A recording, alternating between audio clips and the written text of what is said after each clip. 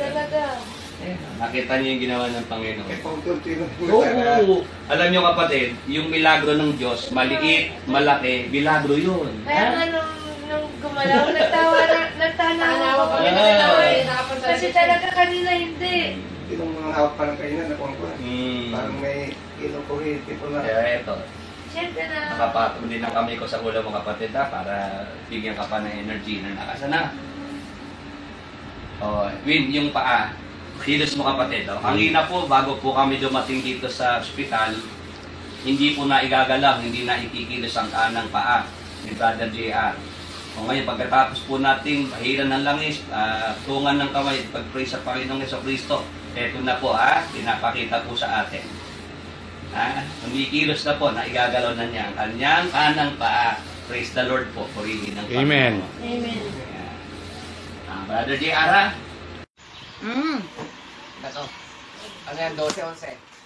Landa, sige. Sige pa. Dapat dito ka, dyan natin pa mauyot. Dito, paupuin mo.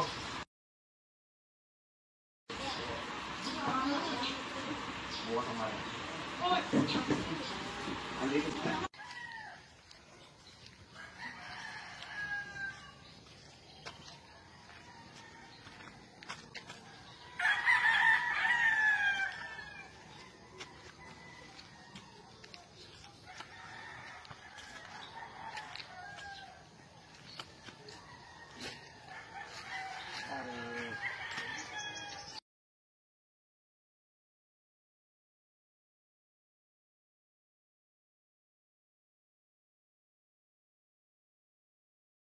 Hinahanap mo ba ang isang makabuluhang usapan tungkol sa pananampalataya at mga issue sa lipunan? Tara na sa Talakayan at Kwentuhan with Brother Willie Santiago. Isang natatanging programa kung saan tinatalakay ang mga kasalukuyang issue, panlipunang usapin at mga bagay tungkol sa pananampalataya. Live tuwing Martes at Huwebes, 9:30 hanggang 10:30 ng gabi sa Facebook at YouTube. No topic too heavy, no question too small. Mula sa balita hanggang sa Biblia, sabay-sabay nating unawain. Kaya iset nyo na ang inyong alarm at samahan kami sa Talakayan. Talakayan at Kwentuhan with Brother Willie Santiago. Live sa Facebook at YouTube.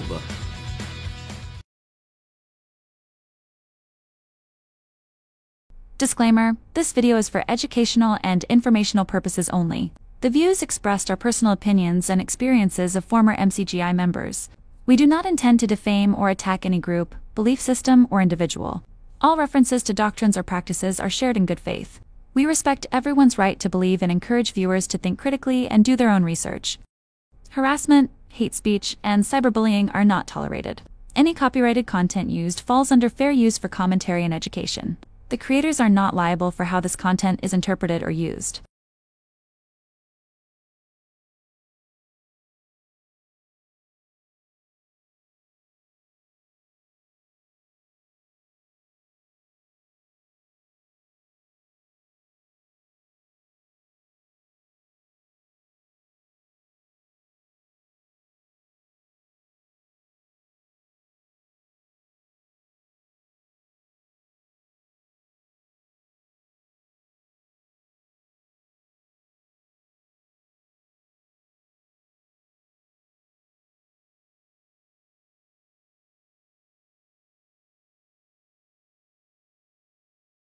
Magandang gabi po sa lahat ng ating mga kapatid, sa lahat po ng ating mga ka-Bible study. Dito po sa ating programa, Ang Mabuting Daan Worldwide Bible Study sa YouTube Live. At tayo po ngayon ay nagsasagawa ng ating live na Bible study mula po rito sa lungsod ng Baliwag sa lalawigan ng Bulacan. Tayo po'y nasa ating segment na Talakayan at Kwentuhan with Brother Willie Santiago. Sa gabi pong ito ay solo si Brother Willie. Dahil po si Brother Edwin, doon sa kaniyang lugar ay wala po siyang internet connection. Siya po ay nagsabi sa akin mga alas 6 pa lamang ng gabi dahil po malakas ang naging pag-ulan dito po sa Bulacan ay naapektuhan ang internet connection ni Brother Edwin. Kaya po sa gabi pong ito ay solo ko po ang ating programa at agad ko na pong ipagpapauna yung mga nandito po sa ating Bible studying ito. Dito po sa YouTube Live. Wala pa rin tayo sa Facebook Live. Yun pong mga shout out, hindi ko po ngayon magagawa. Pasensya na po dahil pag si Brother Edwin po ang kasama ko, yun po yung kanyang gawain. Yun yung kanyang part dito po sa ating programa, yung mga shout out ay mapagbigyan natin. Pero dahil ako po'y solo ngayong gabi, ang akin na lamang pong magiging pagbati ay sa lahat ng mga nanonood, nakikinig sa atin dito sa Pilipinas at sa lahat ng mga nasa abroad. Ganun na lang po ang aking pagbati sa lahat ng ating mga Bible study. 34 ang nandito po ngayon. 36 na sa YouTube Live. Salamat po sa lahat ng mga palagian nating nakakasama dito sa ating pag-aaral ng mga salita ng Diyos. Ito po ay tuwing Martes at Huwebes, alas 9 ng gabi. At pagka naman po Linggo, alas 9 ng umaga. Yan po ang ating mga schedules. Sa mga bago pa labang po dito sa ating YouTube channel, kung pwede pong makahingi ng maliit na favor na kayo po'y mag-subscribe, paki-like and share ang ating mga videos, paki-click ang notification bell nang palagi po tayong ma-notify pagka tayo po ay merong mga live streaming at meron tayong mga bagong upload na videos. Sa gabi pong ito, magpatuloy po tayo dito sa ating topic series, Nasaan ang mga patay? Ayan. Ito nga po yung ating topic series at part 3 na po tayo, mga kapatid, mga ka-Bible study ngayong gabi. Kung natatandaan nyo po yung ating mga natalakay na, naintindihan natin na ang kamatayan, yan po pala, kaya po yan ay naging katakdaan ng Diyos. Dahil nga po sa nangyari na ang tao po ay nahulog sa kasalanan.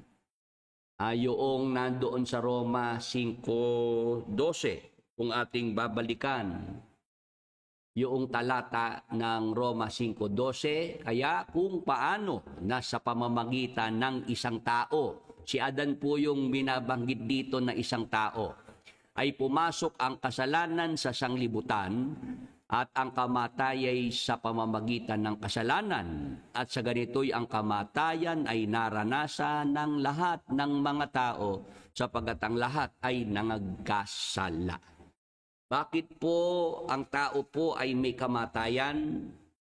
Bakit po dito po sa mundo merong kamatayan? Dahil nga po diyan sa nangyari na yan. Nang pumasok ang kasalanan sa sanglibutan sa pamamagitan ng isang tao, ni Adan, dahil po sa kasalanan, ang sabi po, ang kamatay sa pamamagitan ng kasalanan. Resulta po noong pagpasok ng kasalanan dito po sa sanglibutan, ang kamatayan. Sa ganito'y ang kamatayan ay naranasan ng lahat ng mga tao sapagkat ang lahat ay nangagkasala. Sa orihinal na plano ng Panginoong Diyos, nang lalangin niya ang tao, si Adan, maging si Eva, wala pong kamatayan ang tao. Amen. Sa ating mga ka-Bible study, kung pwede po kayo sumagot pagka kayo po'y aking tinatanong. Si Adan, si Eva, nung lalangin ng Diyos, sa orihinal na plano, walang kamatayan. Kaya lang po, nagkaroon ng kamatayan dahil nga po sa pagsuway. Sa paglabag sa utos ng Diyos. Genesis 2:16-17, sabi po sa talata, mga kapatid, mga ka-Bible study, at iniutos ng Panginoong Diyos sa lalaki na sinabi sa lahat ng punong kahoy sa halamanan ay makakakain ka na may kalayaan.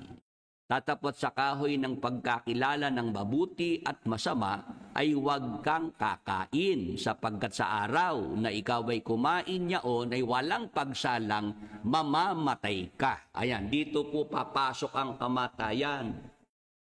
Mga ka-Bible study, pagka sumuway itong si Adan sa utos ng Diyos.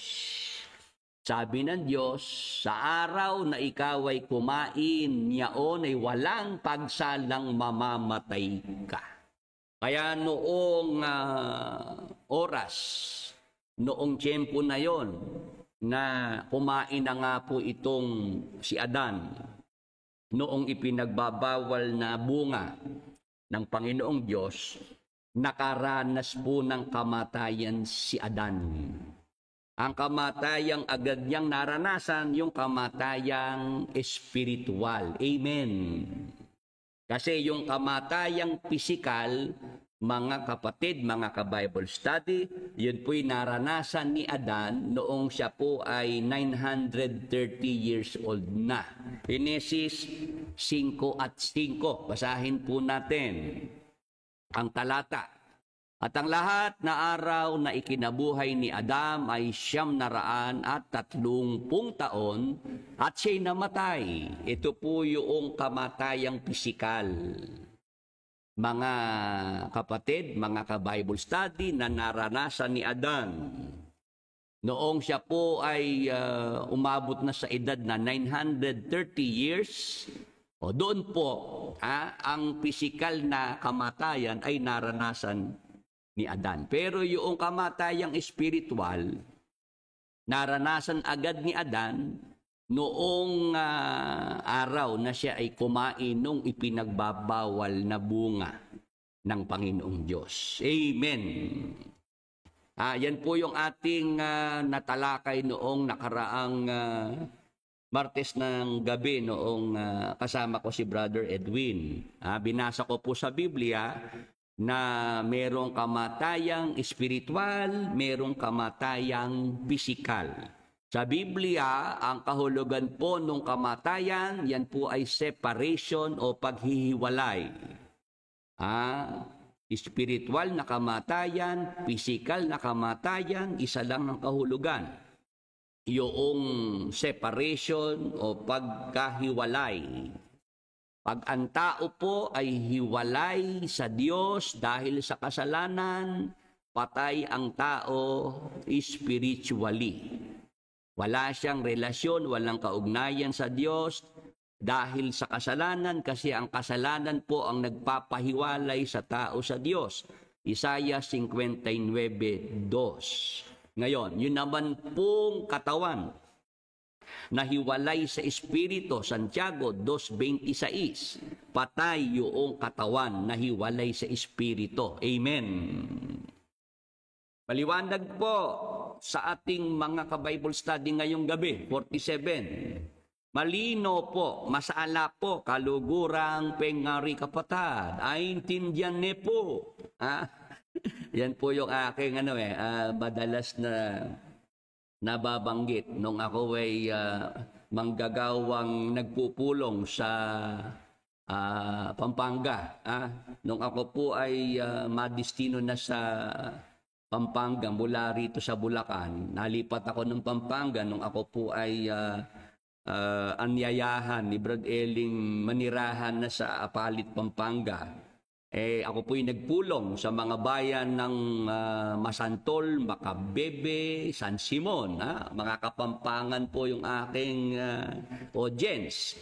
Kaya kahit papaano po ay natuto ko ng kapirasong Kapampangan. Kalugurang pengari.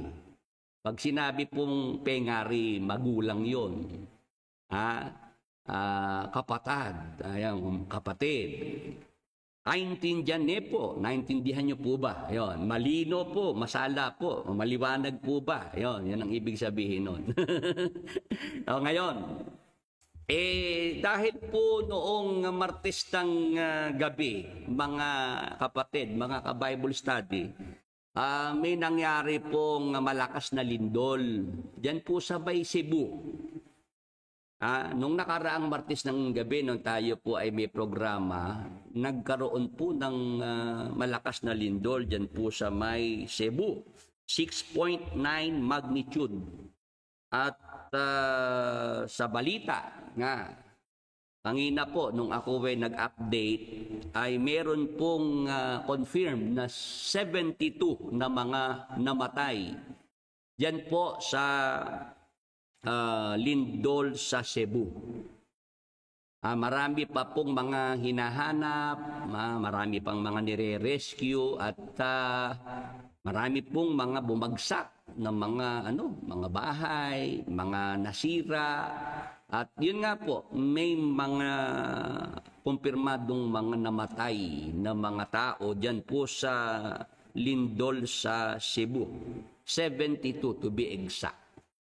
Ngayon, meron po kasing mga nag-message sa akin na, Brother Willie, pwede bang matalakay mo yung tungkol dyan sa nangyaring lindol sa may Cebu? Ang Diyos ba ang nasa likod niyang lindol na yan? Interesado po ba ang mga ka-Bible study natin ngayong gabi na ito po ay ating mapag-aralan, matalakay natin, dahil nga po ang ating topic, series, nasaan ang mga patay? O yun bang 72 na mga namatay dyan po sa lindol sa Cebu? O nasaan na po sila ngayon? Yung mga namatay, pumanaw, dahil po dyan sa lindol sa Cebu. O nasaan na po yung mga namatay na yun? Ngayon, yung lindol muna ang ating pag-usapan. Mga kapatid, mga ka-Bible study. Yan bang lindol, kalamidad na yan? Diyos ba ang may kagagawan yan? Kasi bakit natin ito gustong linawin, mga kapatid, mga ka-Bible study? Bata pa po si Brother Willie, pagka po may ganyang mga lindol, ang nadidinig ko po sa mga matatanda noong araw, pag lumilindol, dahil nagagalit ang Diyos. Tama po ba, mga kapatid, mga ka-Bible study? Kayo po ba, ganon din po ba ang inyong naririnig noong araw? Sinasabi ng mga matatanda, pagka yumayanig ang lupa, lumilindol, dahil nagagalit ang Diyos, dahil ika ang mga tao, masasama ang mga gawain. Dahil ika sa mga kasalanan na ginagawa ng tao, nakalilimot na ang maraming mga tao sa Diyos. Kaya pagka lumilindol, pinapadama ng Diyos yung kanyang galit at ang Diyos ay nagpapaalaala. Sa ating mga ka-Bible study, sige nga po, kayo po ay mag-comment dyan. Nang malaman ko naman po kung kayo po ay nakikinig na mabuti at sumasang-ayon. Yan, 51 ang mga kasama natin dito sa ating Bible study. Kay Brother Jerry Diboon, ganoon nga po ang sabi ng mga matatanda. Brother Julius Ordonez, opo, pareho po. Brother Job, opo, ganon dati. Yan, Brother Lito, opo. Yan. Sige po, yung iba pa ay sumama dito po sa ating talakayan. Mag-comment po kayo dyan. Kung nandito lang si Brother Edwin ay mas marami tayong mababasa. Kaya lang hindi ko po pwedeng basahin lahat dahil nga po ako rin po kasi yung nagsasalita at ako rin po yung nagdi-discuss. Ayan, kay Mr. Vegeta, opo, yan po mismo sabi ng lolo at lola ko dati nung nabubuhay pa sila. O ngayon, maging si Brother Eli Soriano po, mga kapatid, mga ka-Bible study. Dahil ako'y matagal na nakasama ni Brad Eli, 19 na taon, doon sa MCGI, 12 taon na tagabasa niya, kabisado ko po. Yung mga talata na binabasa ni Brad Eli, yung batayan niya para ituro niya na pagka yumayanig ang lupa, pagka lumilindol, dahil nagagalit ang Diyos. Basa sa Job 9:5-6. Ito yung talatang pinagbabatayan ni Brad Eli para dyan sa pagtuturo niya na ang lindol, yun manifestasyon ng galit ng Diyos. Na siyang naglilipat ng mga bundok at hindi nila nalalaman. Pagka nililiglig niya sa kanyang pagkagalit, na siyang umuuga ng lupa sa kanyang kinaroroonan at ang mga haligi nito ay nangayayanig. Ayan po mga kapatid, mga ka-Bible study. Ang talata na batayan ni Brother Eli pagka kanyang itinuturo na ang pagyanig ng lupa, ang lindol, galit ng Diyos yan. O kaya ang conclusion agad ni Brad Eli, basta lumindol, yumanig ang lupa, lumindol sa Cebu, nitong nakaraang Martes, dahil galit ang Diyos doon sa mga nandoon sa Cebu. Hello! Ayan, 54 ang ating mga kasama ngayong gabi. O ngayon, gusto niyo po bang matutunan mga Bible study yung hindi na naunawaan ni Brother Eli? Interesado po ba kayong madagdagan pa ang inyong nalalaman? Kasi di ko naman sinasabing mali yung binasang talata, yung Job 9:5-6. Ang akin lang masasabi, yung tinuro ni Brad Eli, hindi yun ang buong katotohanan. Yun po ay half-truth. Hindi yun ang buong katotohanan, mga kapatid, mga ka-Bible study. Ang nakita ko lang problema doon sa naging paliwanag ni Brother Eli, naging conclusive na basta lumindol, yumanig ang lupa, that's it, galit ang Diyos. Ayan. Ang akin pong gusto pong mabigyan ng paglilinaw at kung interesado po kayo, nakamatayan ni Brother Eli po, hanggang doon lang siya. Na pagka lumindol, dahil galit ang Diyos. Sa Biblia po kasi, salamat po sa Holy Spirit, meron pong ipinagkaloob ang Holy Spirit na maunawaan natin na sa aking pagbabasa, pinaunawan ng Holy Spirit at yun naman pong pinaunawan ng Holy Spirit, i-share ko naman po sa inyo kung interesado po kayo. Mga kapatid, mga ka-Bible study. Ayan. Brother Jerry Liboon, interesado po. Ayan. Kay Pans Express, sobrang interesado. Ayan. Salamat po. Interesado pala ang ating mga kasama. O ngayon, ganito po mga kapatid, mga ka-Bible study. Kay Mr. Vegeta, interesado din siya. O eto, diyan po sa mga nag-o-offer ng insurance, yung mga insurance company, meron silang nakalagay sa kontrata sa insurance Pagka nandyan ang mga kalamidad, nandyan ang mga bagyo, mga baha, mga lindol, ang tawag po dyan ng insurance ay acts of God. Acts of God. Sino na po sa inyo yung naka-encounter nung gano'n na sa insurance company, may ino-offer sila, tapos doon sa kontrata, nakalagay doon na yung mga kalamidad, yun ay acts of God. Yung lindol, gawa ng Diyos yun. Mga kapatid, mga ka-Bible study.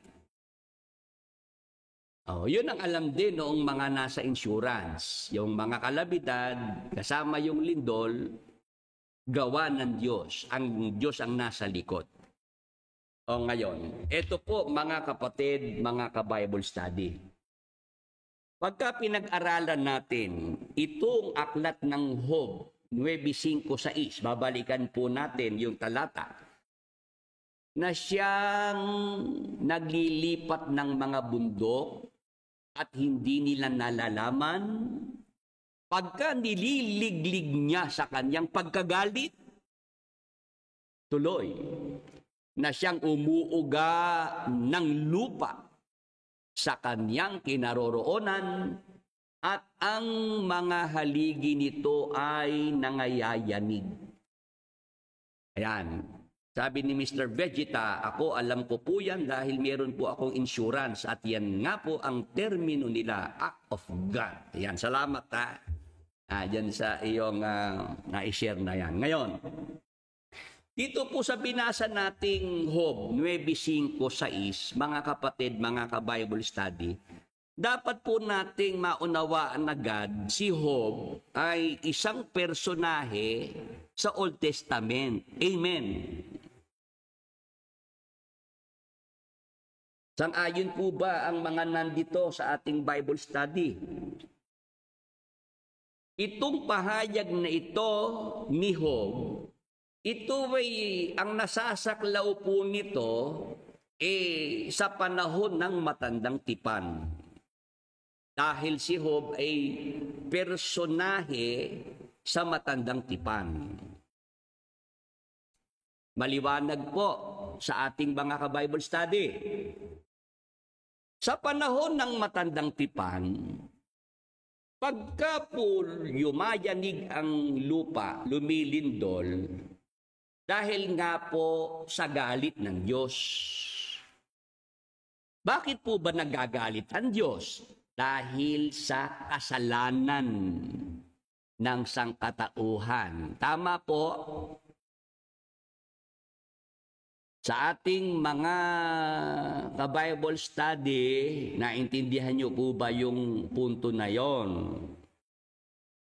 Yung lindol, pagyanig ng lupa sa panahon ng matandang tipan, yun po, i-connect po iyan, na i-connecta bilang hatol ng Diyos sa kasalanan, kasamaan ng mga tao.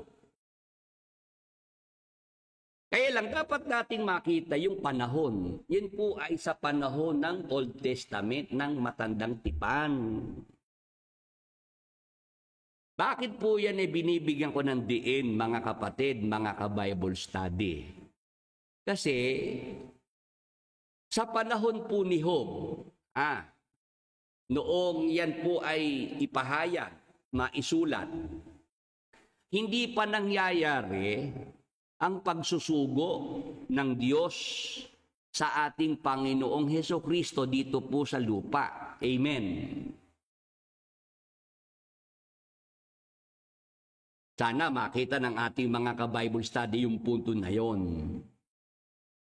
Nang yan sabihin ni Job, maisulat, hindi pa nangyayari na ang ating Panginoong Hesukristo, ang Mesiyas, ay maisugo dito po sa lupa, yung kanyang pagkakatawan tao. Bakit po yan binibigyan ko ng diin? Kasi nung narito na po sa lupa ang ating Panginoong Hesukristo, ano po ba ang kanyang misyon? Ano po ba ang gagawin ng ating Panginoong Hesukristo nung siya po'y sinugo ng Diyos dito po sa lupa? Ang sabi po sa Juan 1:29, mga kapatid, mga ka-Bible study, ito po ang ating mababasa. Nang kinabukasan ay nakita ni Juan si Jesus na lumalapit sa kanya at sinabi, narito ang kordero ng Diyos na nag-aalis ng kasalanan ng sanglibutan. Ano po ang gawain ng Panginoong Hesukristo, ng kordero ng Diyos?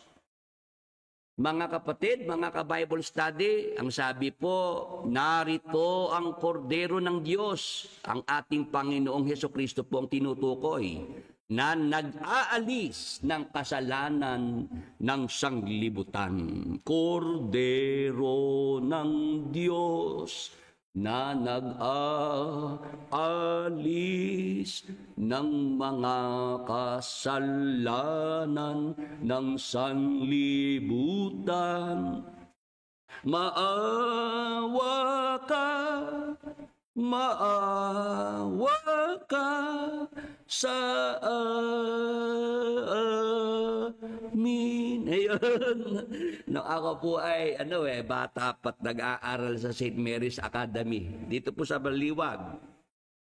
Meron po kami tinatawag na yung First Friday of the Mass.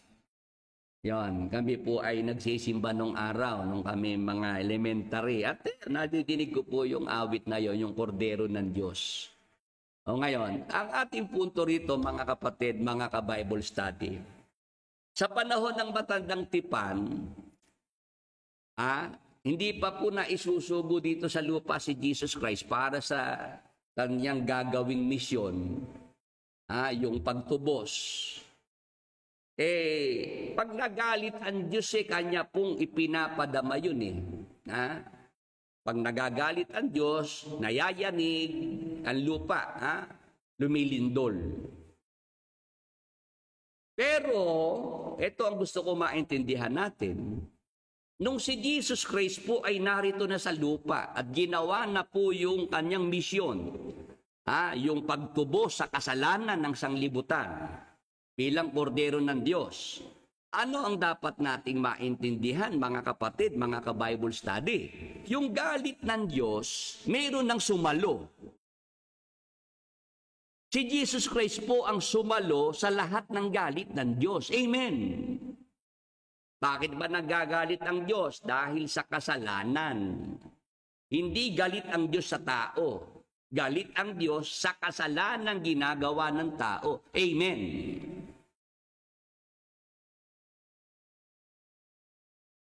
Amen po. Mag-comment po dyan yung mga sumasang-ayon. Sa panahon ng matandang tipan, dahil sa kasalanan ng mga tao, pag nagalit ang Diyos, lilindol, uuga ang lupa, mayayanig ang lupa. Kaya yun sinabi yun ni Job. Nasulat yung salita na yan, na pagka nagagalit ang Diyos, yumayanig ang lupa, lumilindol. Kasi hindi pa naman sinusugo si Jesus Christ dito sa lupa para doon sa kanyang misyon na maging manunubos. Si Jesus Christ ang kordero ng Diyos na nag-aalis ng kasalanan ng sanglibutan. Paano yan ginawa ni Jesus Christ? Nung siya po ay mapako na sa krus. Mga kapatid, mga ka-Bible study, lahat ng kasalanan ng sangkatauhan ay inako ng ating Panginoong Hesukristo. Kaya lahat ng galit ng Diyos, si Jesus Christ na po ang sumalo ng lahat ng iyon. Amen. Kaya yung galit ng Diyos, na-satisfied na po yan ng Panginoong Hesukristo. Kaya nga si Jesus Christ, ang tawag sa kanya, pampalubag loob. O basahin natin. Sa Roma 3:25, mga kapatid, mga ka-Bible study, na siyang inilagay ng Diyos na maging pangpalubag loob sa pamamagitan ng pananampalataya sa kanyang dugo. Amen. Naintindihan niyo po, mga kapatid, yung talata? Si Jesus Christ po ang tinutukoy dito na siyang inilagay ng Diyos na maging pangpalubag loob sa pamamagitan ng pananampalataya sa kanyang dugo upang maipakilala ang kanyang katwiran dahil sa hindi pagpansin sa mga kasalanan na nagawa ng nagdaang panahon sa pagpapahinuhod ng Diyos. Kaya dito dapat nating makita ang ginawa ng ating Panginoong Hesukristo nang kanyang ialay ang kanyang sarili, yung kanyang katawan, yung kanyang buhay sa krus ng Kalbaryo. Ano ang ginawa ni Jesus Christ? Lahat ng galit ng Diyos, sinalo niya. Kasi lahat ng kasalanan nasa ating Panginoong Hesukristo nung siya po ay nakapako sa krus. Kaya ang Diyos po, mga kapatid, yung galit niya, tapos na yun. Kasi nandiyan na si Jesus Christ Tayong mga sumasampalataya sa Panginoong Hesukristo, yung galit ng Diyos hindi na po tayo apektado doon. Ang katunayan po ay nasa Roma 5:9. Basahin natin. Lubha pa nga ngayong inaaring ganap sa pamamagitan ng kanyang dugo, ay mga liligtas tayo sa galit ng Diyos sa pamamagitan niya. O nakita niyo po, mga kapatid, mga ka-Bible study, sa pamamagitan ng ating Panginoong Hesukristo, sa pamamagitan ng kanyang dugo, sinasabi po rito'y mga liligtas tayo sa galit ng Diyos sa pamamagitan niya. Kaya ito po yung gusto ko pong malinaw sa ating mga ka-Bible study. Sa Old Testament, pag nagalit ang Diyos, yun ay magmamanifest po yun Nagagalit ang Diyos dahil sa kasalanan ng mga tao, yayanig ang lupa, lilindol. Sa Old Testament po iyon. Yan ang ginamit na batayan ni Brad Eli, Old Testament. Tayo po ay nasa New Testament na. Nagkakaintindihan po, mga kapatid, mga ka-Bible study. Yan ang naging problema. Si Brad Eli, nasa panahon ng bagong tipan, pero kumukuha ng mga turo, doktrina sa Old Testament. Kaya ang mga tao po'y nalilito. Mayroong confusion. Tayo po, nililiwanag ko, mga kapatid, mga ka-Bible study, tama na yung lindol, galit ng Diyos yan. Kailan? Sa Old Testament yan, sa Old Testament. Kasi wala pa yung pagsusugo kay Jesus Christ. Pero nung si Jesus Christ ay maisugo na at maging manunubos ng sangkatauhan, pinayaran na lahat ng kasalanan ng mga sumasampalataya. Si Jesus Christ ang kordero ng Diyos na nag-aalis ng kasalanan ng sanglibutan. Yung galit ng Diyos, na-satisfied na ni Jesus Christ yun. Amen. Binuhos na ng Diyos yung galit niya kay Jesus Christ Sinalo ni Jesus Christ lahat ng galit ng Diyos para tayo mailigtas, mga kapatid, mga ka-Bible study. Naintindihan niyo po ba yun? Kaya, sa bagong tipan, pag pinag-aralan natin, mga kapatid, mga ka-Bible study, may mga lindol na nasulat sa panahon ng bagong tipan. O magbabasa po ako ha, tingnan nyo po yung mga lindol na ito. Sa Mateo 27:51, sundan nyo po ang talata, mga kapatid, mga ka-Bible study. At narito ang tabing ng templo'y nahapak na nagkadalawa buhat sa itaas hanggang sa ibaba at nayanig ang lupa at nangabaak ang mga bato. Mga kapatid, nung mamatay sa krus ang ating Panginoong Jesucristo, ano po nangyari? Abay, nayanig ang lupa, lumindol. Ngayon, pag binasa po natin, yung nangyaring paglindol na yan, wala hong namatay dyan. Amen. Amen po ba? Baka po meron ditong mga kasama tayo, gustong i-challenge yung sinasabi ni Brother Willie. O maghanap nga po kayo ng lumindol dyan sa pagkakataon na yan nang si Jesus Christ ay mamatay sa krus. Nung nayanig ang lupa, lumindol, kung merong namatay na tao dyan. Wala po ako nakita namatay dyan. Lumindol, kasi ipinapakita dyan, nung paglindol, pagyanig ng lupa, natapos na ang sakripisyo para sa kaligtasan. Amen.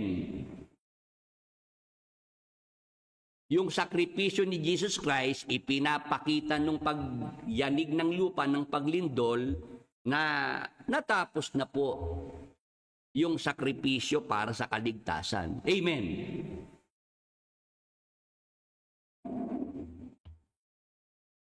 No, ngayon, meron pa pong isa pang lindol. Sa bagong tipan, Mateo 28:2 naman. Ito po ang ating mababasa, mga kapatid. At narito, lumindol ng malakas, sapagkat bumaba mula sa langit ang isang anghel ng Panginoon at naparoon at iginulong ang bato at nakaupo sa ibabaw nito. Ayan. Nung si Jesus Christ naman po ay mabuhay ng mag-uli mula sa mga patay, meron din po palang nangyaring malakas na lindol. Wala pa rin po akong nakitang may namatay sa lindol na yan. Amen.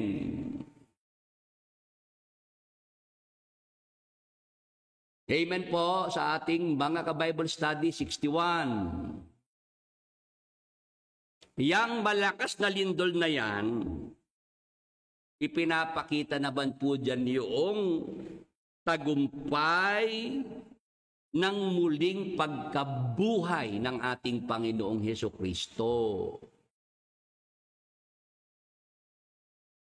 Maliwanag po ba sa ating mga ka-Bible study? Si Brad Eli, pag nagbasa ng tungkol sa lindol, doon kayo dadalhin sa Old Testament, kay Job. Para ang ibigay na paliwanag, dahil galit ang Diyos, kaya lumilindol.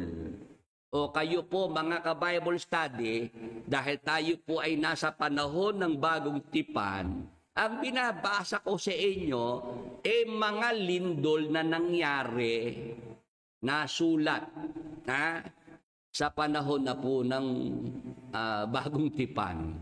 Dalawa ng lindol lang nabasa natin, malakas na lindol, pero wala namang namatay.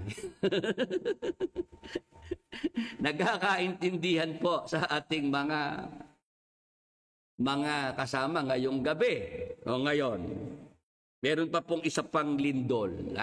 Gawa 16:26, mga kapatid, mga ka-Bible study. Sundan nyo naman po. At kaginsa-ginsay nagkaroon ng isang malakas na lindol. Ano pat nangagsiuga ang mga patibayan ng bahay bilangguan. At pagdakay nangabuksan ng lahat ng mga pinto at nangakalas ang mga gapos ng bawat isa. Ano po ang nangyari dyan, mga kapatid, mga ka-Bible study? Itong mga mangangaral ng Diyos Sina Apostol Pablo at Silas na bilanggo, nasa loob ng bilangguan. Ngayon, para sila mapalaya sa bilangguan, ano ginawa ng Diyos? Nagpasapit ang Diyos ng isang malakas na lindol para mauga yung mga patibayan ng bilangguan. Para makalabas ng bilangguan, itong mga mangangaral ng Diyos, sina Apostol Pablo. Amen! Yung malakas na lindol na yan po ay pagliligtas ng Diyos dito po sa mga nasa loob ng bilangguan ng mga mangangaral ng Diyos. Wala rin pong namatay dyan, mga kapatid, mga ka-Bible study. Yang lindol na yan ay nagligtas sa mga mangangaral, nagbukas naman ng puso ng bantay para siya po ay maligtas. Nagkakaintindihan po yung bantay ng bilangguan dahil po sa kanyang nakita na kababalaghan, milagro na ng Diyos yung malakas na lindol. Nabuksan yung puso ng bantay ng bilangguan para sumampalataya kay Jesus Christ at para po siya maligtas. Amen! Amen po sa ating mga ka-Bible study. Ano ang punto dito ni Brother Willie? Pagka po ang lindol, ang nasa likod ang Diyos, gawa ng Diyos, yung lindol na yan, hindi po yan magdudulot ng kapahamakan sa tao. Walang mamamatay na tao, walang masisirang mga properties, mga bahay, mga buildings. Amen!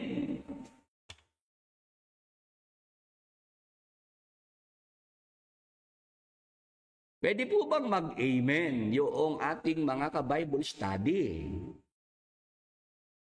Kasi, kaya ko po ito gustong malinaw, pagka ang mapapakinggan yung kagaya nung kay Brad Eli, yung mga taga Cebu na ngayon dumaranas ng matinding siphayo, matinding kalungkutan dahil namatayan ng mga mahal sa buhay. Meron akong nakita isang nanay, 2 anak niya patay, parehong nasa kabaong, nasa ataol. Ano nararamdaman ng nanay na namatayan ng anak? 2. Meron naman isang pamilya na daganan, 7 patay. Ano nararamdaman ng mga naulila? Hindi ba sila nalulungkot tapos sa kanilang mga isip? Meron silang katanungan. Bakit naman ang Diyos ginawa yun sa kanila? Kung ang mapapakinggan yung mga tagapagturong ang babasahin kaya lumindol kasi galit ang Diyos. Ang itinuturong nasa likod ng lindol, dyan sa may Cebu, ang Diyos. Ano ang mararamdaman noong mga namatayan? Malupit pala ang Diyos. Yung mahal kong asawa, kinuha niya sa akin. Yung mahal kong anak, pinatay ng Diyos. Kinuha ng Diyos, inalis sa piling ko.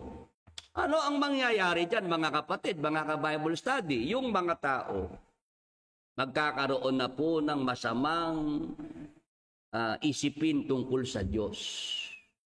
Kung mahina ang pananampalataya sa Diyos noong tao na yon, lalo nang mawawala yung kanyang pananampalataya. Lalo na siyang tatalikod sa Diyos. Kasi ang mapapakigang mga tagapagturo, ang itinuturong ng kanilang mga daliri ang Diyos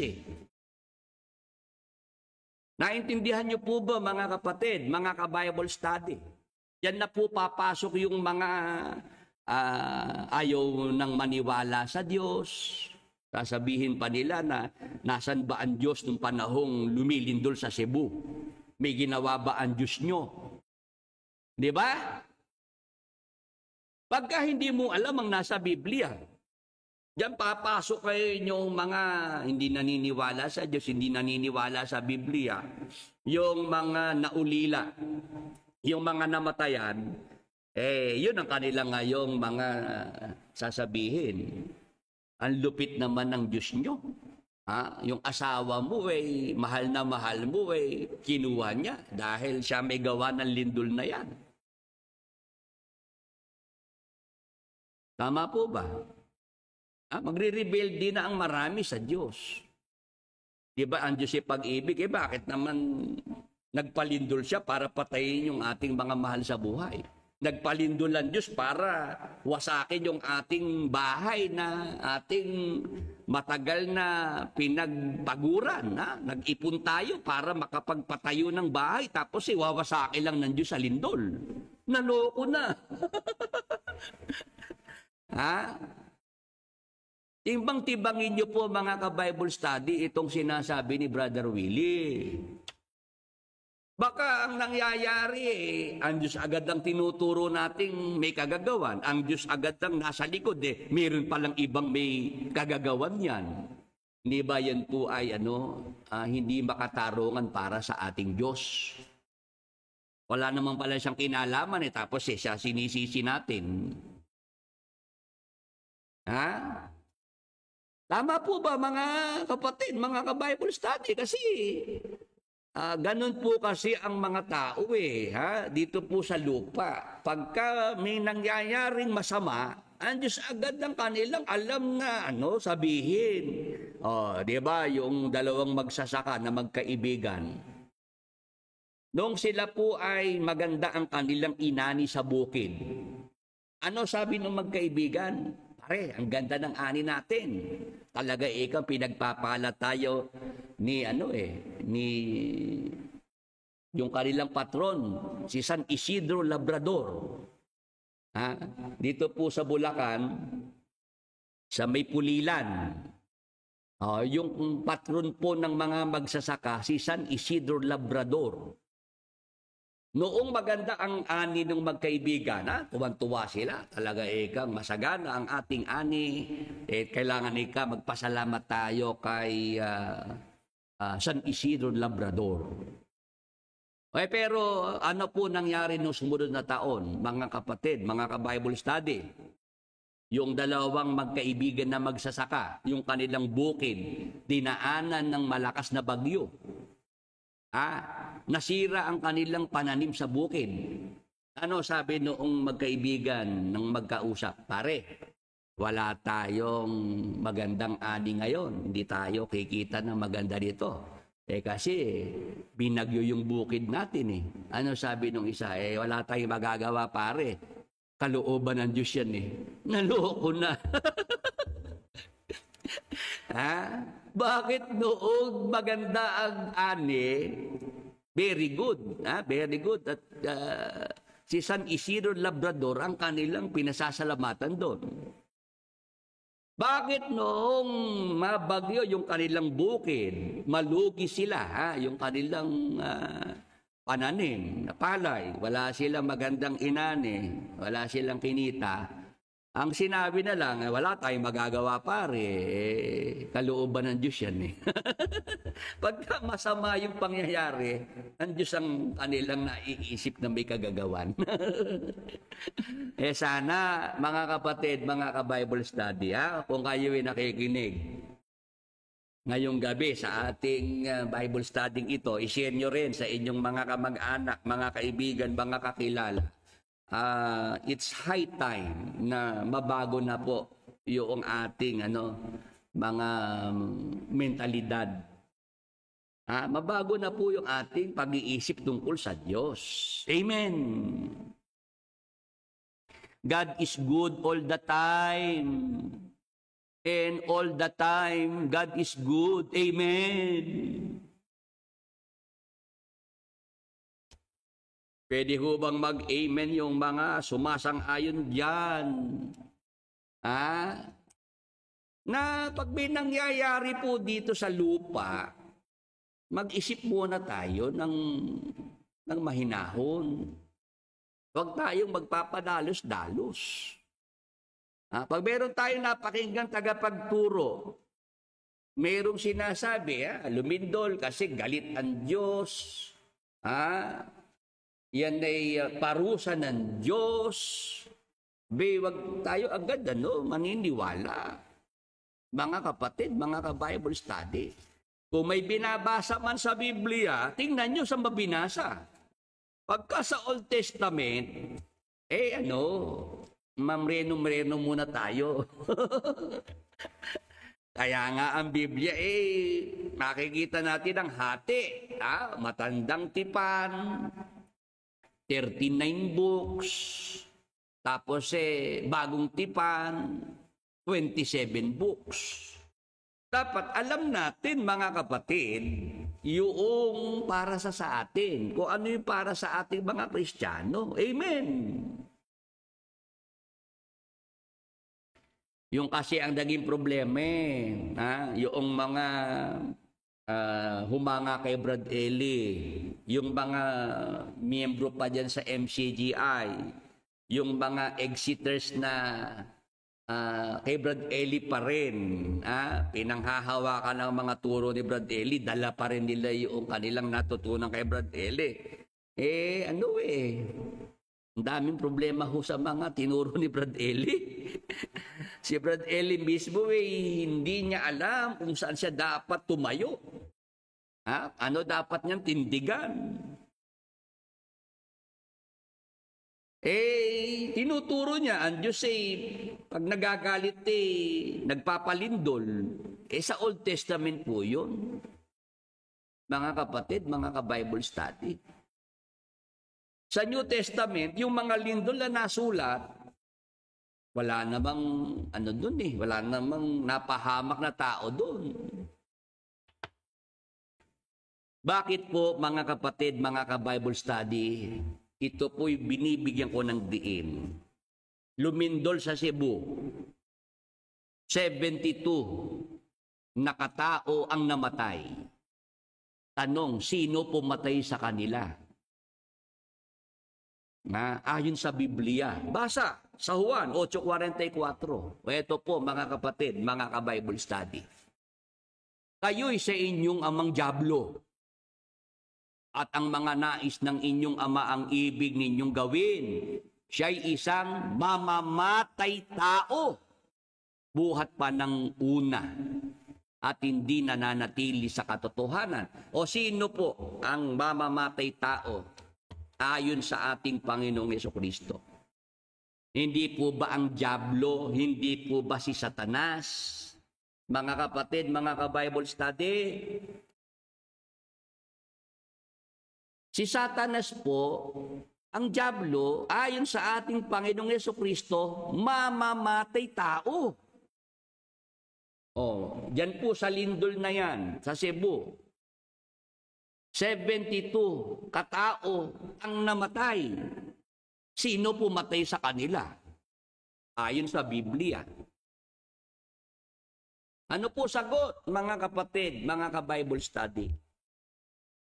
Batay po sa talatang binasa natin, salita ni Jesus Christ, ang dyablo, si Satanas ang mamamatay tao. Bakit? Kasi sa Juan 10:10, ito po ang sinabi ng ating Panginoong Jesucristo. Hindi pumaparito ang magnanakaw, kundi upang magnakaw at pumatay at pumuksa.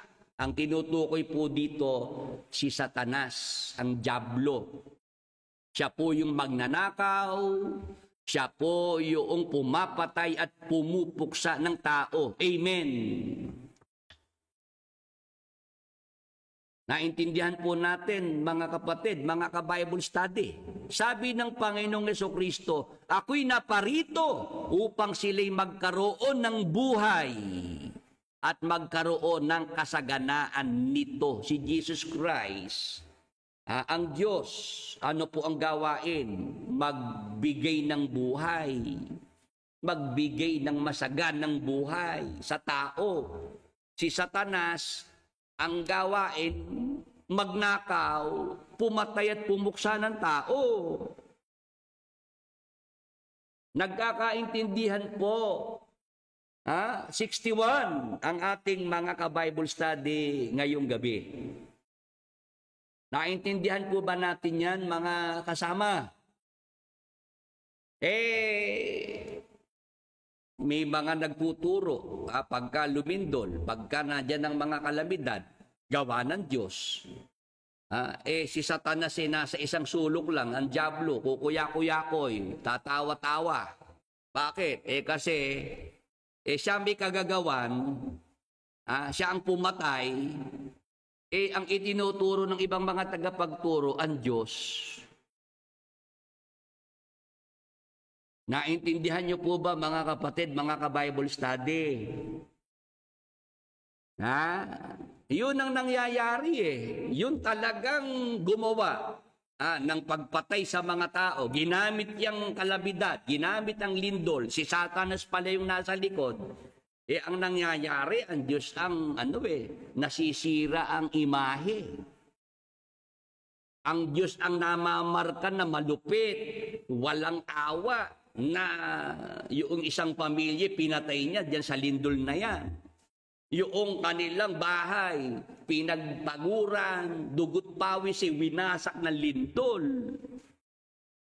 Naintindihan po ba natin yun, mga kapatid, mga ka-Bible study? Binasa ko po sa inyo, may mga lindol na nangyari sa panahon ng bagong tipan. Pero wala hong namatay na tao kahit isa. Wala hong nasirang mga bahay, mga ari-arian. Amen. Maliwanag po ba, mga kapatid, mga ka-Bible study? O kaya yung nasa insurance na acts of God, yung mga kalamidad, lindol, bagyo, baha. Hindi nila alam yung buong katotohanan sa Biblia. Ano po ang buong katotohanan, mga kapatid, mga ka-Bible study? May mga kalamidad. May mga nangyayari po dito sa ating paligid. Ang may kagagawan po si Satanas, ang dyablo. Bakit po, mga kapatid? Meron tayong batayan sa Biblia. Na yung inaakala ng iba na ang Diyos ang may gawa, si Satanas pala. Tingnan niyo po yung nangyari. Doon sa kay Job, sa 1:16 ng Job. Ito po ang ating mababasa. Hindi pa ito nakakatapos sa pagbabalita ng may dumating namang isa. Sinabi naman ito kay Job, tinamaan po ng kidlat ang mga tupa at mga pastol at namatay lahat. Ako lamang po ang nakaligtas upang magbalita sa inyo. Yung mga alagang tupa at yung mga tagapag-alaga, yung mga pastol, yan po ipag-aari ni Job. Ano nangyari? Namatay lahat. Paano namatay? Tinamaan ng kidlat. Yung kidlat na yan, sino nasa likod ng kidlat? Si Satanas po, mga kapatid, mga ka-Bible study. Naintindihan niyo po? 62. Si Satanas ang nasa likod noong pagpatay dyan sa mga alagang tupa at mga pastol na nag-aalaga ng mga tupa. Pagmamay-ari yan ni Job, pinatay ni Satanas sa pamamagitan ng kidlat. Maliwanag po sa ating mga ka-Bible study. Tapos, sa talatang 19 naman, hinampas po ng napakalakas na hangin ang bahay at bumagsak. Nabagsakan po sila at namatay lahat. Ako lamang po ang natirang buhay upang magbalita sa inyo. Yung mga anak ni Job nasa isang bahay. nagkakasiyahan, kainan, inuman. Ano nangyari? Bumagsak yung bahay dahil sa isang napakalakas na hangin. Sino po ang nasa likod ng napakalakas na hangin na nagpabagsak sa bahay para mamatay lahat ng mga anak ni Job? Si Satanas pa rin. Amen. May kausap po ba si Brad Willie? Ngayong gabi, 62, ang ating mga ka-Bible study. Amen po ba?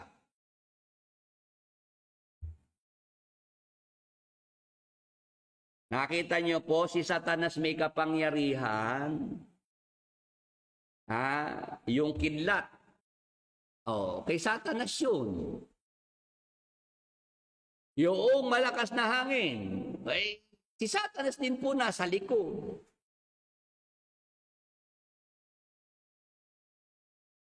Yun po yung hindi nakita ni Brad Eli. Salamat naman sa Holy Spirit at ipinakita kay Brother Willie. Amen. Yung ipinakita ng Holy Spirit kay Brother Willie, yan naman po yung aking isineshare sa inyo dito. Kaya nga yung ibang mga fanatics na bakit tayo makikinig dyan kay Willie Santiago? Natutulong naman yung kay Brad Eli. Sabi ng ibang mga fanatics na mga exiters. Magsasayang lang tayo ng oras kay Willie Santiago kasi yung turo niya galing lang din naman kay Brad Eli. Paano kami ni Brad Eli pareho lang ng tinuturo? Iba nga yung sinasabi ko Kay Brad Eli, yung lindol galit ng Diyos. Period. Basta lumindol, ang Diyos ang nasa likod. Dahil nagalit ang Diyos kaya lumindol. Kay Brother Willie, meron po akong ipinapakita sa inyo na hindi dahil lumindol, galit ang Diyos at siya na ang may kagagawan. Pwede pa lang si Satanas ang nasa likod noong mga kalamidad. Bakit? Kasi po ganito mga kapatid, mga ka-Bible study. Si Satanas mamamatay tao. Gusto niyang patayin ng tao. Bakit? Kasi pagka pinatay niya ang tao, maaalis niya ang pagkakataon sa tao na yon na magsisi at magbalik loob sa Diyos. Amen. Di ba ibig ng Diyos magsisi ang tao? Ayaw ng Diyos mapahamak ang tao makapagsisi. Ikalawang Pedro 3:9. Pag binasa po natin yung talata, mga kapatid, mga ka-Bible study, ito yung ipinagkakait ni Satanas sa mga tao na hindi niya ibig na sino man ay mapahamak, kundi ang lahat ay magsipagsisi. Ang Diyos nagbibigay sa tao ng pagkakataong makapagsisi sa kanyang mga kasalanan, makapagbalik loob sa kanya. Pero si Satanas, yun ang hindi niya ibibigay sa tao. Na makapagsisi pa yung tao at makapagbalik loob sa Diyos. Kaya si Satanas, pag kasi pumatay, maramihan. Grupo-grupo. Bakit? Yung mga pinatay niyang maramihan na yon, lahat yun ay kanyang tinanggalan, inalisan ng pagkakataon na makapagsisi sa kasalanan, makapagbalik loob sa Diyos. Nagkakaintindihan po mga kapatid, mga ka-Bible study. Si Satanas, pwede niyang sakyan yung mga natural calamities na yan. Pwede niyang sakyan yan para ang mga tao ay kanyang patayin, kanyang alisan ng pagkakataong makapagsisi at magbalik loob sa Diyos. Yan ang dapat nating maintindihan. Anong katunayan? Na si Satanas, mga kapatid, pwede niyang yung mga kalamidad na yan gamitin para patayin ng tao, buksain ng tao, alisan ng pagkakataon na magbalik loob sa Diyos ang mga tao. O, tingnan niyo po yung pangyayaring ito, mga kapatid, mga ka-Bible study. Sa Mateo, Kapitulo 8, 23 hanggang 27, sundan niyo po ang mga talatang babasahin ni Brother Willie.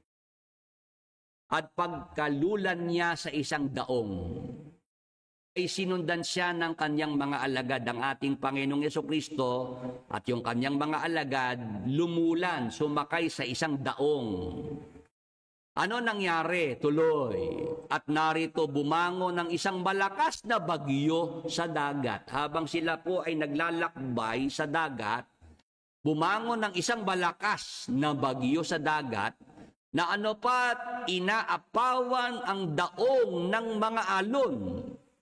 Tatapot siya'y natutulog o habang nandyan yung malakas na bagyo at yung malalaking alon sa dagat, natutulog naman ang ating Panginoong Hesukristo. Ano nangyari? Tuloy.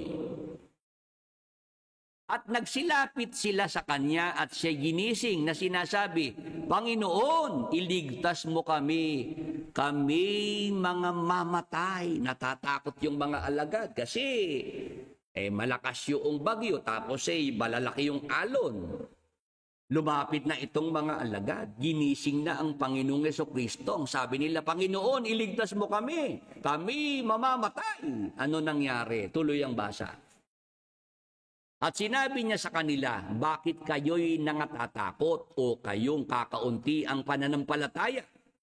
Nang magkagayoy, nagbangon siya at sinaway ang mga hangin at ang dagat. At humusay na totoo ang panahon. Tuloy. At ang mga tao ay nangagtaka na sinasabi, anong taong ito? Na maging ang mga hangin at ang mga dagat ay nagsisitalima sa kanya. Ayan po, mga kapatid, mga ka-Bible study. Ang binasa po natin yung nangyari sa dagat. Nakasakay sa daong si Jesus Christ, kasama yung kanyang mga alagad. Natutulog siya, nagkaroon ng malakas na bagyo sa dagat. Ano ginawa ni Jesus Christ nang siya gisingin ng kanyang mga alagad? Natatakot dahil malakas ang bagyo. Ay malalaking alon ng dagat. Sinaway ni Jesus Christ yung hangin at yung alon ng dagat. Pumigil.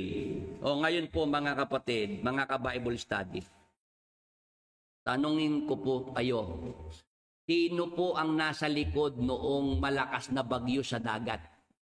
Na ang intensyon ay lunurin sila, patayin silang nakasakay sa daong. Sige po, pwede ho bang sumagot ang ating mga ka-Bible study kung nakikinig na mabuti? Di po ba ang intensyon kaya nagkaroon ng malakas na bagyo sa dagat? Para silang lahat na nakasakay sa daong ay lumubog at malunod sa dagat. Mamatay silang lahat. Mamatay kasama si Jesus Christ. Sino po ang nasa likod ng malakas na bagyo na yon? Pwede po bang sumagot ang mga kasama natin? 67. Kung naintindihan niyo po ang ating pinag-aaralan, sino po ang may interes na patayin si Jesus Christ, patayin ang kanyang mga alagad, na sila'y malunod sa dagat? Si Satanas. Ayan, Brother Ray. Yung iba pa, sino po? Sino ba ang gustong pumatay kay Jesus Christ? Wag na siyang makarating sa krus nang hindi na niya magawa yung kanyang misyon na pagliligtas. Hindi ba si Satanas ang dyablo? Si Satanas ang mamamatay tao, tama po. Yung malakas na bagyo na yan sa dagat, Sinaway ni Jesus Christ yung malakas na bagyo. Sino ang nasa likod ng malakas na bagyo na yon? Ang diablo, si Satanas. Hindi naman pwedeng ang Diyos Ama ang nasa likod ng malakas na bagyo. Bakit? Sabi, kung ang Diyos Ama ang may gawa ng malakas na bagyo, si Jesus Christ, sinaway niya yung malakas na bagyo, silang mag-ama ang naglaban. Tama po ba? Nagets niyo po ba yung punto na yon, mga kapatid, mga ka-Bible study? Hindi pwedeng ang Diyos Ama ang nasa likod ng malakas na bagyo sa dagat. Kasi ang nasa likod ng malakas na bagyo, yung gustong pumatay kay Jesus Christ at sa kanyang mga alagad. Si Satanas yun, ang diablo yun, hindi pwedeng ang Diyos Ama. Bakit si Jesus Christ pa saka ang Diyos Ama magsasalungatan, maglalaban, magkokontrahan? Nagkakaintindihan po. Amen po. Mag-amen naman po yung naintindihan yan. Mag-amen naman po yung naintindihan yan. 71. Pinapakita ko lang sa ating mga kasama. Si Satanas, may kapangyarihan po siya. Kaya yung mga kalamidad na nangyayari dito po sa lupa, pwede siyang sumakay dyan para mamerwisyo ng tao. Para ang mga tao kanyang patayin, puksain,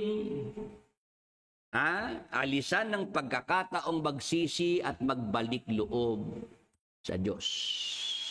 Pagka makikinig tayo sa mga tagapagturo na ang alam lang pagka lumindol, pumagyo, gawa ng Diyos.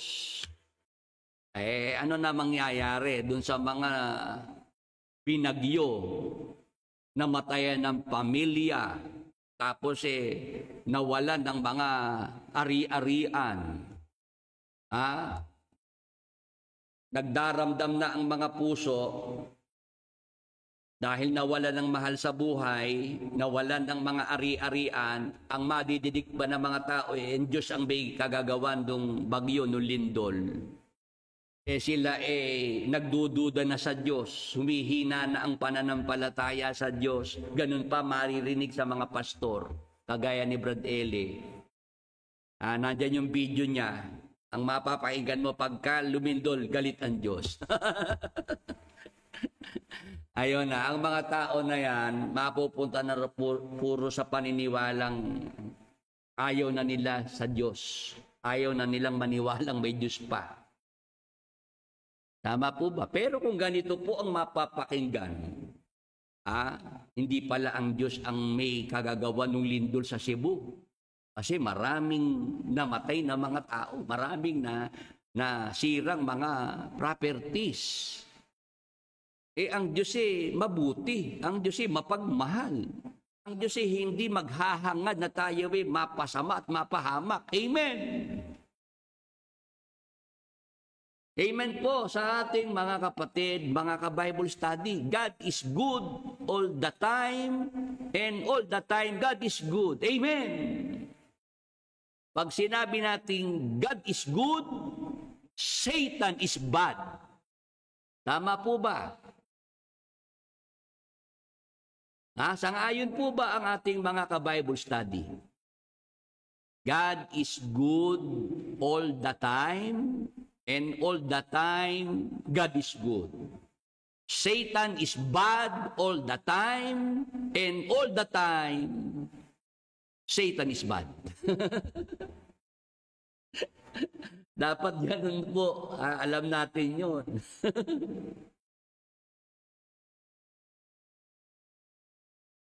Hindi po dapat ang Diyos ang ating dito. Kumbaga siya yung ating idadawit dito para na lang matapos kaagad. Hindi ho ba katarungan yun para sa Diyos, mga kapatid, na wala naman siyang ginagawa, hindi naman siya ang may kagagawan, siya yung madidiinan dito. Hindi ako papayag. Hindi ko po papayagan na ang Diyos ang maipinta, yung imahe niya ang masira. Kagagawa naman pala ni Satanas. O ngayon, yung malakas na bagyo, mga kapatid, dyan sa dagat, na sinaway ni Jesus Christ, alam niyo po ba nang yan ay pag-aralan ko? Sa Griego po, mga kapatid, mga ka-Bible study, pinakita po malakas na bagyo sa dagat, sa English po tempest in the sea. Sa Greek po, mga kapatid, ito po ang ating mababasa. Sa Greek, seismos. Ang katumbas po sa English ay earthquake.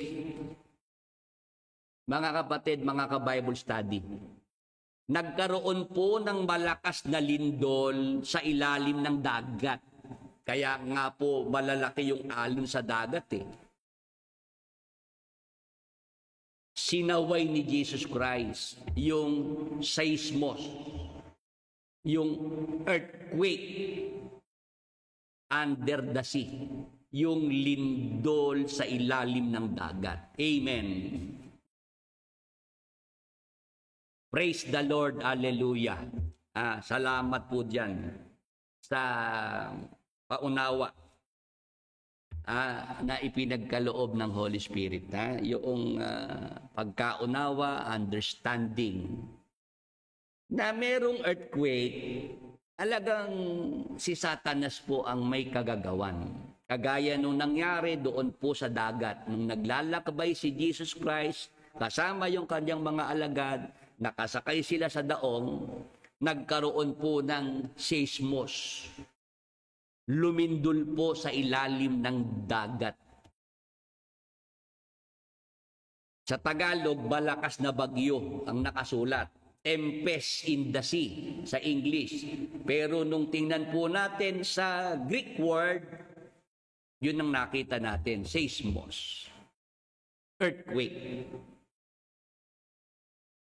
Bago po yan, brother, salamat sa Diyos. Amen. Praise the Lord. Hallelujah. Yan po, mga kapatid, mga ka-Bible study, ang gusto ko pong mabigyan ng paglilinaw sa gabi pong ito. Yung mga nadinig natin nung araw, natutunan natin, sinasabi ng mga matatanda, pagka lumindol, galit ang Diyos. Ang Diyos ay nagpapaalaala dahil nakakalimot na ang maraming tao, kaya niya nililindol, niyayanig ang lupa. Ano yun sa matandang tipan, ganun po ang pagkaunawa ng mga tao sa panahon ng matandang tipan. Kasi wala pa yung pagsusugo kay Jesus Christ. Nung isugo na po si Jesus Christ sa lupa, mga kapatid, lahat ng galit ng Diyos, sinalo na po ng Panginoong Hesukristo. Kasi galit ang Diyos sa kasalanan ng sangkatauhan. Si Jesus Christ na po ang umako ng kasalanan ng sangkatauhan. Kaya lahat ng galit ng Diyos, sinalo ni Jesus Christ. At si Jesus Christ po, sinatisfy niya ang Diyos. Siya na ang naging pangpalubag loob. Basahin natin ang unang Juan 1:2. Mga kapatid, mga ka-Bible study. Ito po, mumuntikong mga anak, ang mga bagay na ito ay isinulat. Ang mga bagay na ito ay isinusulat ko sa inyo upang kayo'y huwag mangagkasala. At kung ang sino man ay magkasala ay may tagapamagitan tayo sa Ama, si Hesukristo ang matuwid. 2. At siya ang pangpalubag loob sa ating mga kasalanan. At hindi lamang sa ating mga kasalanan, kundi nang sa buong sanglibutan din naman. Yan ang sinasabi ni Brother Willie.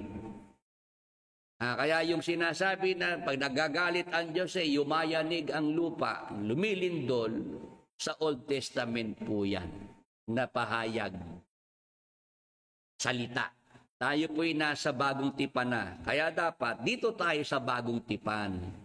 Mga lindol sa bagong tipan, binasa ko po sa inyo, wala namang mga namatay. Wala namang mga napahamak na mga tao. Walang nasirang mga ari-arian dyan. Amen. Maliwanag po sa ating mga kapatid, mga ka-Bible study. Yan. Sige po. At yung ating topic series tungkol sa nasaan ang mga patay ay atin na lang pong ipagpatuloy. Uloloobin ng Panginoon sa darating na Martes ng gabi. At sana si Brother Edwin kasama na natin. Hanggang dito po muna yung ating Bible study at bigyan na po natin ng pagkakataon ang inyong mga prayer requests. Sige po, ibigay po natin ang pangalan noong tao na may sakit o ano po ang sakit, karamdaman noong tao. Ayan, kay Victor Gomez, ang nanay po namin, Lolita Gomez, nasa ospital pa rin po. Tuluyan pong gumaling sa mga sakit. At normal nawa colonoscopy niya bukas. Sige po, pag-pray po natin. Sa pangalan ni Jesus, sa dugo ni Jesus, ipagkaloob ang patuloy na kagalingan sa buong katawan ni Nanay Lolita Gomez. Ipagkaloob din ang kasiglahan at kalakasan ng katawan. Ipagkaloob din na maging normal ang resulta ng colonoscopy. In Jesus' mighty name. Thank you, Lord Jesus Christ. Amen. Kay Aimee Milanes, masakit na kanang kamay. Sige po, sa pangalan ni Jesus, sa dugo ni Jesus, pananakit ng kanang kamay, inuutosang mawala. Kay Aimee Milanes, sa dugo ni Jesus, kagalingan ay ipagkaloob sa masakit na kanang kamay ni Aimee Milanes. Be healed in Jesus' mighty name. Thank you, Lord Jesus Christ. Amen.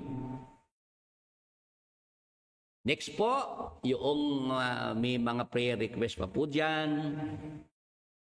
Edgar Casiano Lopez, hirap sa paghinga, sakit sa baga. Sige po, sa pangalan ni Jesus, sa dugo ni Jesus, sakit sa baga at hirap sa paghinga, inuutosang mawala sa katawan ni Edgar Casiano Lopez. Sa dugo ni Jesus, kagalingan ay ipagkaloob sa baga sa buong katawan ni Edgardo Casiano Lopez.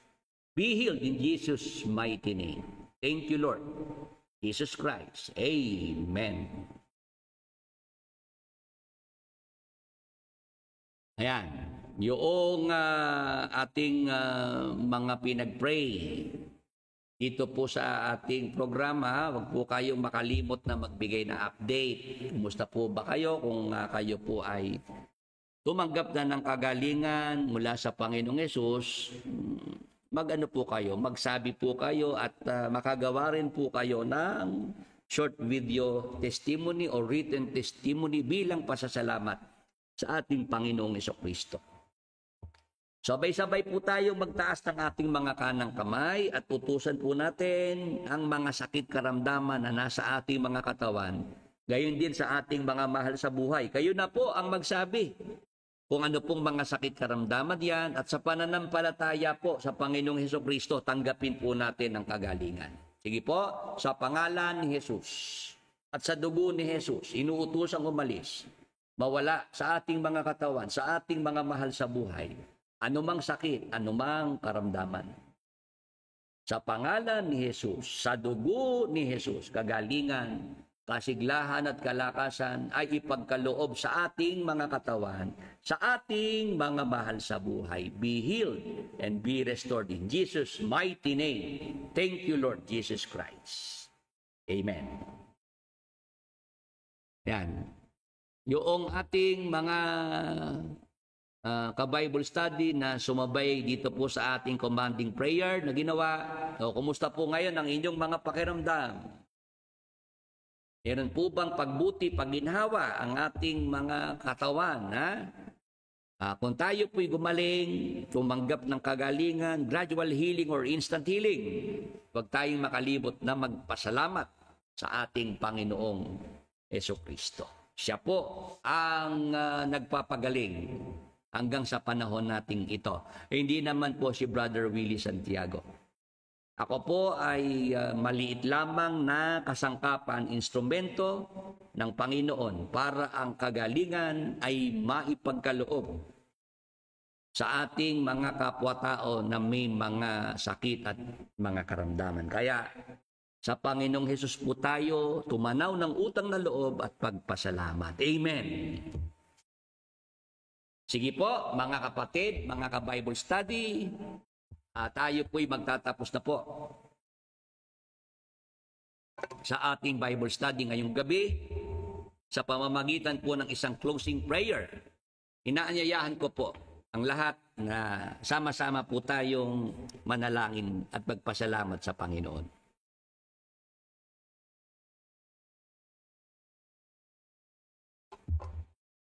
Tayo po'y manalangin. Panginoon naming Diyos, Amang Banal, na dakila at makapangyarihan sa lahat, sa pangalan ng aming Panginoong Hesukristo, sa kapangyarihan ng banal na Espiritu, sa dugo ni Jesus, Ama, nagpapasalamat po kami sa buong maghapon sa mga biyaya, pagpapala na ipinagkaloob mo po sa amin, sa patuloy mo pong pag-iingat, proteksyon sa amin, sa aming mga mahal sa buhay. Salamat, Ama, ngayong gabi, muli mo pong ipinagkaloob sa amin ang mabuting pagkakataon na kami makapag-Bible study, makapag-aral at matuto ng iyong mga banal na salita. Salamat po, Ama, sa iyong kabutihan. Salamat po sa iyong pagmamahal. Patawarin mo po, Ama, ang lahat ng aming mga kasalanan, gaya po ng pagpapatawad naman namin sa mga nagkasala sa bawat isa sa amin. Ama, sa gabi pong ito, basbasan mo po't pagpalain ang lahat ng mga nakasama po namin sa Bible studying ito. Ng aming mga mahal sa buhay, mga kaibigan, maging ang aming mga kaaway. Liwanagan mo po, Ama, ang kanilang mga pag-iisip, ipuin mo po ang kanilang mga puso. Bigyan mo po ng pagkakataon na sila po'y makaunawa ng iyong banal na kalooban. At sa lalong madaling panahon, Ama, silang lahat ay matawag mo at makasama po namin sa aming mga ginagawang paglilingkod sa iyo. Ama, patuloy mo pong pagpalain ang iyong banal na gawain, ang pangangaral ng iyong mga salita sa YouTube Live, sa Facebook Live. Tulungan mo po itong makapagpatuloy. Lakipan mo po ng iyong mga himala, ng iyong mga pagpapagaling, upang ang iyong kabutihan ay maranasan ng aming mga mahal sa buhay, ng aming mga kapwa-tao. Maging daan po ito ng kanilang pagbabalik loob sa iyo. Ama, magpadala ka pa ng mga manggagawa na makakatulong sa pangangaral. Tumawag ka pa ng karagdagang mga kapatid na magtataguyod sa iyong banal na gawain. Ama, pagpalain mo po ang lahat ng mga sumusuporta, ang mga nagmamalasakit, upang makapagpatuloy ang pangangaral ng iyong mabuting balita. Pagpalain mo po, Ama, ang aming mga negosyo, ang aming mga trabaho. Patuloy mo po kaming gawing daluyan ng iyong pagpapala sa iyong iglesia at sa aming mga mahal sa buhay. Amang Banal, sa gabi pong ito, sa aming pagtulog sa buong magdamag, sa iyong mapagpalang mga kamay, ipinagkakatiwala namin ang aming mga buhay at kapalaran, ang aming mga anak sa dugo ni Jesus. Patuloy mo pong ingatan ang bawat isa sa amin. Ilayo mo po kami sa lahat ng kapahamakan, sa masasamang panaginip, masasamang espiritu at bigla ang kamatayan. At sa araw po ng bukas, Amang Banal, patuloy mo pong ipagkaloob sa amin ng buhay, lakas at mabuting pagkakataon na kami makapagpatuloy ng paglilingkod sa iyo. Ama, ang lahat ng aming mga suliranin, problema, ikaw na po ang magbigay ng mga solusyon sa pangalan ni Jesus at sa dugo ni Jesus. Sumasampalataya kami, Ama, na ang lahat ng aming mga kahilingan ayun na pong ipinagkaloob sa bawat isa sa amin. Salamat po Diyos Ama, salamat po Diyos Espiritu Santo, salamat sa pangalan ng aming Diyos at Panginoong Hesus Kristo. Amen.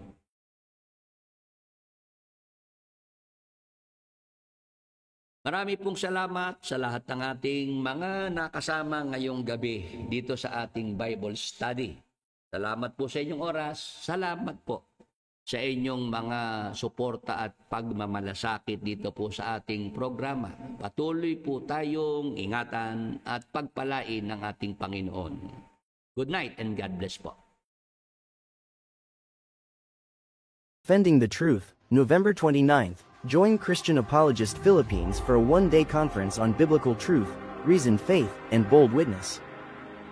Featuring Bishop Ray Aramis, Brother Willie Santiago, Pastor J.A.R. Aranzanso, and Doc Ronald Abidos, leaders teaching apologetics, church history, and practical gospel defenses. Expect workshops, live Q&A, and real-world responses you can use next Sunday. Training to stand firm with grace. Bring your Bible and your toughest questions. Register now.